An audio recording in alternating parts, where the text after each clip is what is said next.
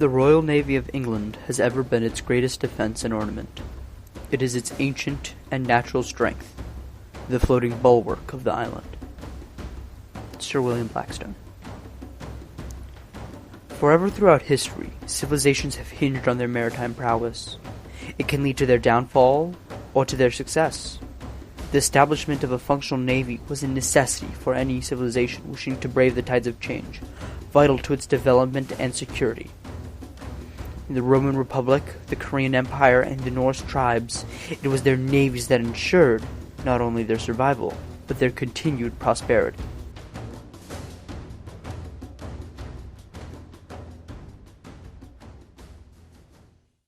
Rome, 260 BCE.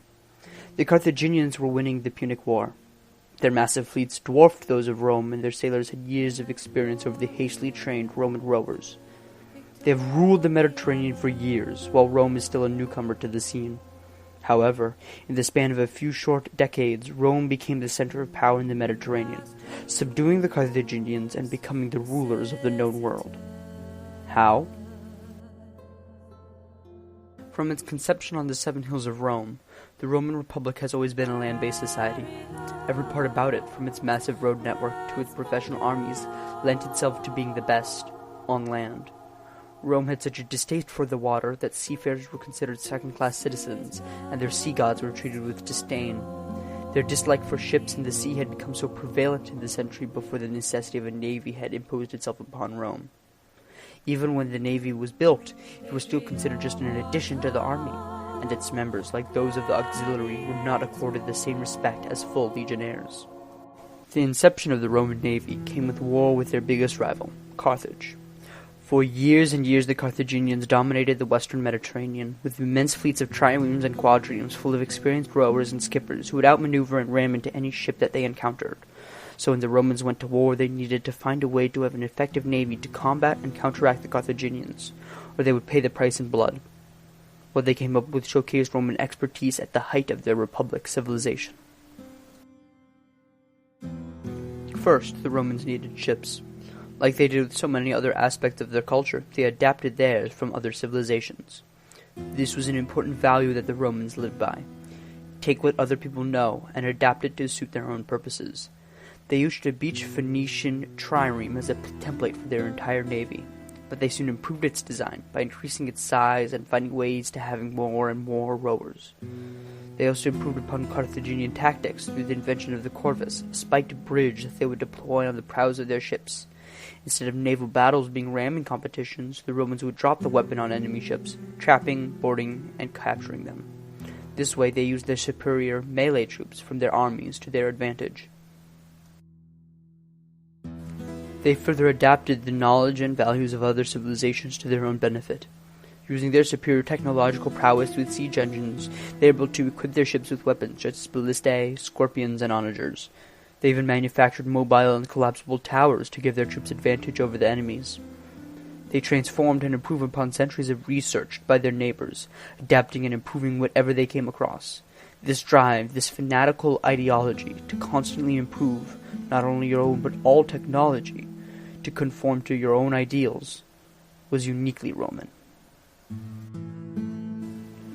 Their improvements, however, would not be enough to defeat the massive Carthaginian fleet bent on destroying Rome.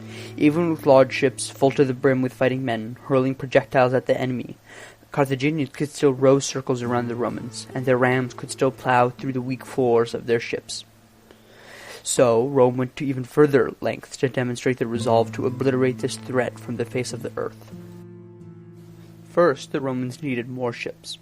Remarkably, and against all odds, they were able to build over 100 ships and train over 30,000 men in the span of 2 short months, exemplifying their culture's emphasis on hard work. That work ethic was also shown by the rowers on the ships, who, through their own personal motivation, would join in on melee confrontations. According to important historians of their time, such as Livy, by throwing themselves into combat, the rowers tried to control their own fate and change the tide of battle.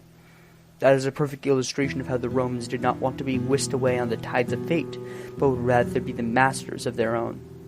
Every Roman was also expected to put the greater good above their own. That drive to help Rome and not just themselves was seen through how nearly all of the wealthy families in Rome paid an inconceivably large sum of money through their own desire and out of their own pockets in order to fund the construction of a third Roman war fleet.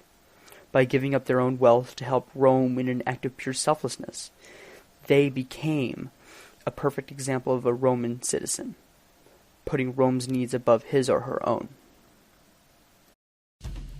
Even their individual battle tactics showcased Roman culture. By fighting as one cohesive unit using each other's overlapping fields of fire and attack, the Romans would create a nearly impenetrable wall of ships that forced the Carthaginians into rash and decidedly deadly courses of action. In order to carry out such difficult maneuvers, every rower had to follow the beat, and every centurion, ship's captain, had to follow his commander's orders. That tactic proved the importance that the role of order and adherence to a strict hierarchy played in Roman society. Further, the fact that the chain of command is purely male-dominated is indicative of the patriarchal nature of their society, and how their culture placed men in a dominant role, tasked with protecting Rome. In summation, the Roman navy, as it gallantly defended Rome and all of its holdings, perfectly reflected upon its culture. The Roman navy wasn't just a tool and mechanism for war, it also played a key role in the maintenance of the civilization as a whole. The Roman Republic and later Empire was incredibly large, spanning the entirety of the Mediterranean Sea. It relied upon its interdependence across all of its territories, and needed its navy to ensure that. Although many may credit the expansive road network as the primary transportation of goods and power across the Republic, it was in fact its seaborne trade routes. As such, the navy became the defense of the basic economic and political structure of Rome. The economic structure of Rome was based on a series of trading cities across the Republic that would share its resources with one another in order to ensure its continued existence. The only way to transport most resources, such as timber, stone, and men, across long distances is via, no pun intended, the sea. The navy protected the various trade routes against a veritable hodgepodge of enemies, ranging from ferocious Sicilian pirates, who even sacked Rome port of Ostia, to Black Sea raiders. By doing so, they ensured the continual flow of resources across the Republic, thus ensuring its strength. The political structure of the Republic centered around the Senate being able to provide for its citizens. Once that fails, a plebeian uprising is inevitable. Rome, with a population far exceeding 1 million people, requires a massive amount of food to survive, most of which comes through cross-Mediterranean shipping routes from Egypt. Whenever that trade is broken, as happened in 66 BCE by Sicilian pirates, disaster strikes. A famine swept over the Italian peninsula, and revolts and rebellions spread like wildfire. As Rome was crumbling under this pirate blockade, a rising naval commander, Pompey the Great, rebuilt the Roman navy and ensured that people would continue to follow the status quo by crushing the pirate army. It also led to his rise as a political figure and ensured his seat on the first Roman triumvirate. Rome's navy ensured the continuation of, and subsequently led to the dismantle of, the Roman political structure. Overall, the Roman navy was a powerful force that expanded, protected, and held the Romans together for centuries. It created heroes and leaders amongst the populace, even though it was greatly feared. It projected Roman values, cultures, and ideals when protecting its economic and political structure in a new way that allowed Rome to triumph against their greatest enemies. It enabled the infamous words uttered by Cato, "Let Carthage burn," and if it was not for the navy, Rome itself may have burned, and the tides of history would be forever changed. Korea, during the Joseon era, a peninsula just decades before ruled by a puppet government installed by the ruthless Mongol Empire, a fledgling dynasty barely in its infancy, inheriting a failing and politically weakened country. Within the following centuries, it will have established itself as the dominant force within the East, and that factor that allowed this remarkable transformation to occur? Korea's naval prowess. Following the 15th century, an incredible emphasis had been placed on the development of a powerful naval force. From a geographical point of view, Korea is a peninsula, surrounded on three sides by water. As trade generates a large portion of Korea's annual revenue, it was of paramount importance for a functional fleet to be constructed as soon as possible. Another concern of Joseon Korea was Japanese piracy, one of the many factors that had brought the previous dynasty to its knees. Both the immediate military and economic threat of the pirates and the plethora of environmental factors influenced the design and construction of Korea's navy. Examining specifically the coastline of Korea, one finds a massive number of small islands adjacent to the mainland. This is indicative of an incredibly rocky and thus treacherous coast. As such, it would have been necessary that their ships be appropriately navigable and nimble as to avoid beaching themselves on the many rocks and sandbars surrounding the coast. Additionally, the ships would have been influenced by the potential profit and usefulness of their domestic use. Korea has several major rivers running down its length, including the Nangkong, Han, Guem, and Imjin rivers, all of which are used to transport goods and people internally, as well as providing speedy movement to the larger surrounding seas. Thus, the Korean vessels must have been, in addition to being navigable, being able to move within the narrow and sometimes shallow confines of the rivers. The design and function of the Korean Navy was the more obvious and admittedly more important military concern for the neighboring powers. Early in the Joseon, the only major naval threat came from the Japanese pirates. The pirates, employing techniques and strategies similar to the Vikings, focusing exclusively on raiding, attacked quickly, hitting coastal cities and unprotected trade and merchant ships. The Korean Navy, at this early point in the era, existed almost entirely to secure their maritime trade routes in the face of the pirate threat. The Koreans were able to successfully defend and protect their country and their livelihood, largely due not only to their ships, but their powerful naval weaponry and inspiring leadership. Before we discuss the particulars of Korean naval weaponry, we must first examine the single substance which made it all possible: gunpowder. Originally, the method and ingredients of gunpowder were a precious secret held only by the Chinese, who rationed the amount they sold to Korea, Japan, and the wider world. The Chinese had always extremely amicable political relationship with Korea, although not close enough to share the black powder formula. However, taking advantage of their intimate trade-based relationship, Chu Mu-seon, a Korean thinker and scientist, bribed a Han Dynasty merchant into disclosing the secret behind gunpowder and even basic Chinese cannon technology. With this, the Korean Navy grew many times more powerful than before. One of the most interesting and certainly unique gunpowder-based weapons of the Koreans was the hwacha. The hwacha was an archaic form of a projectile launcher, but with a twist. It fired up to 200 singjiang, or fire arrows. These singjiang were essentially early rockets, with an attached black powder-filled tube that could be ignited to generate massive thrust. Additionally, the arrows could be constructed so they would explode and spread fire upon impact. The hwacha and singjiang were initially developed to provide an advantage against the speedy vessels of the Japanese pirates, but were later used during actual military conflicts. The hwacha is in of itself a near-perfect illustration of the traditional and non-traditional Korean ideology and ideas, which allowed them to take a piece of foreign technology, analyze it, and improve it to a degree where it has truly become unique to their country. Of course, weapons are only as good as the hands guiding them.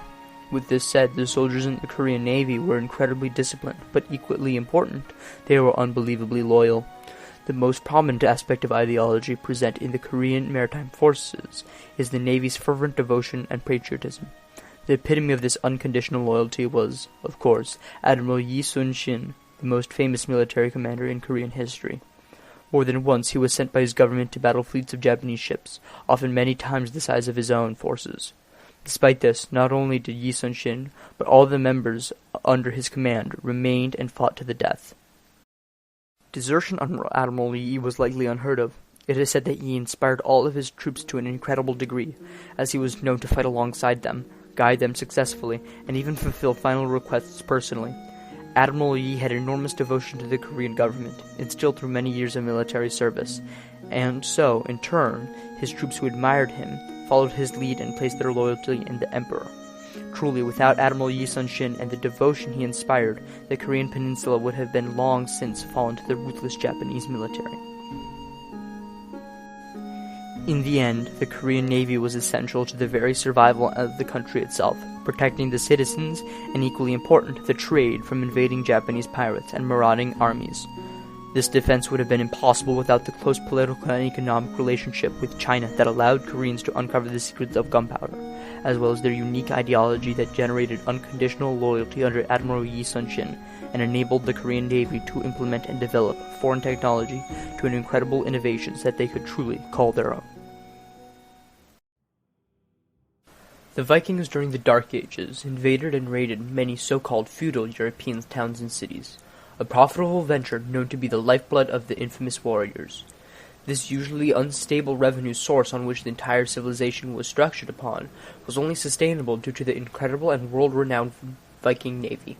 Although much praise is due to the deadly fighters who ran the forces, the Vikings as we know them today would not have existed without the remarkable longship. The longship's length allowed for extremely efficient troop transport, meaning that less ships needed to be made in the first place. The shallow and especially widened hull, or ship frame, allowed the vessels to be fast and to be ridden in shallow waters, which would have been the case with various inland rivers and coastal areas. The longships were also double-headed, with the bow and stern at both the front and back of the ship, allowing for the quick reversion of the ship to escape any unfavorable situation. To streamline the vessel's already impressive agility, oars were fitted throughout its length, providing maximum use of available manpower possible.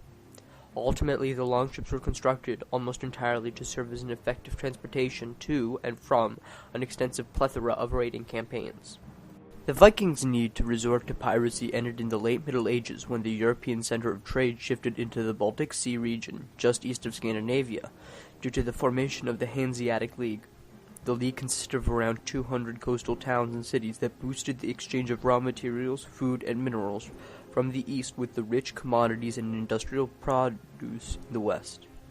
The Vikings, already rich from the decades of massively successful, albeit savage, pillaging, used their wealth and established themselves firmly as a regional trade powerhouse.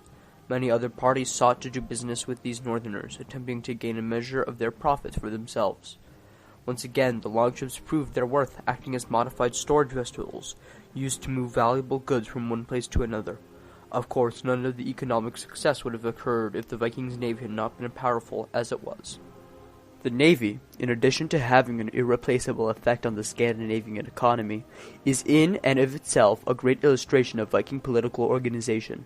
For instance, large gatherings of naval forces may have appeared to outsiders as an organized single cohesive unit, but in reality this could not be further from the truth. Individual clusters of longships were bound by feudally to a number of chieftains, all acting with semi-autonomy. The single largest commonality of these seemingly independent warriors, their unshakable faith. The Vikings were strict followers of Norse paganism, perfect illustrations of which can be found within their maritime forces. As an example, it was not uncommon for Viking sailors to wear a type of hammer-shaped carving around their neck, representing Mjolnir, the weapon of Thor, the thunder god. This relic was believed to keep the warriors safe at sea. Additionally, religious beliefs had a tremendous effect on the battle tactics of the Vikings. In Norse mythology, all deaths were predetermined, and any man who fought honorably and fell with the sword in his hand could join the ranks of his blessed in Valhalla. As a result of this, the Vikings were often refused to surrender, and would happily attack with reckless and sometimes foolish tactics. Amongst the three civilizations that we studied, there were a multiplicity of differences. First of all, there's the use of the vessels themselves. The Vikings treated their longships as useful tools to facilitate efficient raids, and later as trading mechanisms used to move valuable goods. Contrastingly, the Koreans and Romans used large and unified fleets to protect not only their land but also their trade routes, essential and irreplaceable assets to any civilization. Furthermore, as Rome grew and expanded its navy, there was a considerable emphasis on making the ship larger, with increasing numbers of advanced weaponry constructed solely for engagements on the open sea. However, both the Vikings and the Koreans attempted to make their navies more agile and versatile, tailored to fit their environment. Lastly, while Rome stole the basis of their ship design from the Phoenicians, both Korean and Viking vessels were unique to their respective civilizations, at least for the most part. Although there are many differences between the Koreans, Vikings, and Romans, multiple similarities can be drawn between the naval forces of the three civilizations.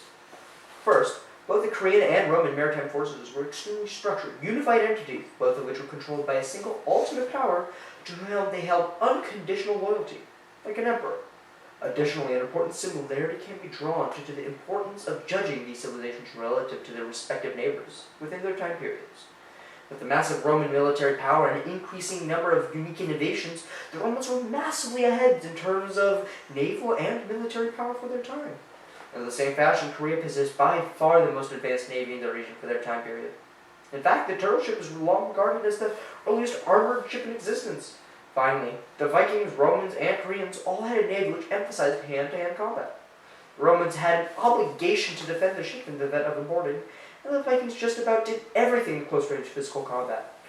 And the Koreans, after using superior cannons at a distance, would often charge the opposition and aggressively board enemy ships.